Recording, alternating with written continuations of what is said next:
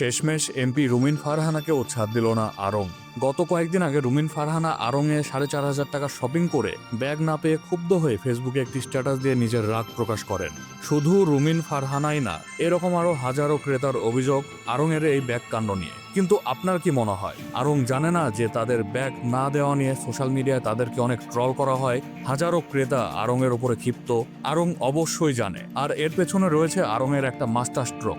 1978 সালের 18 ডিসেম্বর বাংলাদেশে আড়ং একটি পূর্ণাঙ্গ প্রতিষ্ঠান হিসেবে আত্মপ্রকাশ করে। বর্তমানে আড়ংয়ের 30টিরও বেশি নিজস্ব আউটলেট ও অন্যান্য শাখা রয়েছে। শুধু দেশে নয়, যুক্তরাষ্ট্র, যুক্তরাজ্য, আরব আমিরাতও তারা ব্যবসা করে।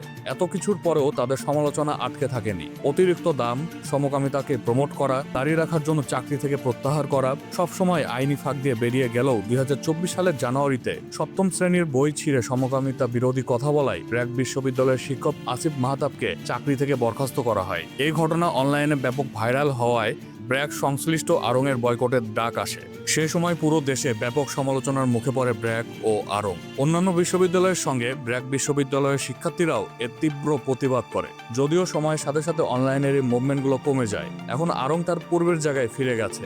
আর এখন আড়ং এই বিজনেস পলিসিটা খুব ভালোভাবেই বুঝে গেছে। কোনো উৎসবের পূর্বে উল্টাপাল্টা কিছু প্রমোট করা বা কাজ করা, সাময়িক বয়কট, নেগেটিভ মার্কেটিং হলেও বিষয়টা তাদের ফেভারেই যায়, সেল তাদেরই বাড়ে, যা নেগেটিভ ইমপ্রেশন দিয়ে বিজনেস গ্রো পলিসি বোঝায়। এটা হলো আড়ংয়ের এক ধরনের নেগেটিভ মার্কেটিং, এবং যেভাবে দিন দিন তাদের সেল বাড়ছে তাতে তারা এই পদ্ধতিতে অনেকটাই সফল।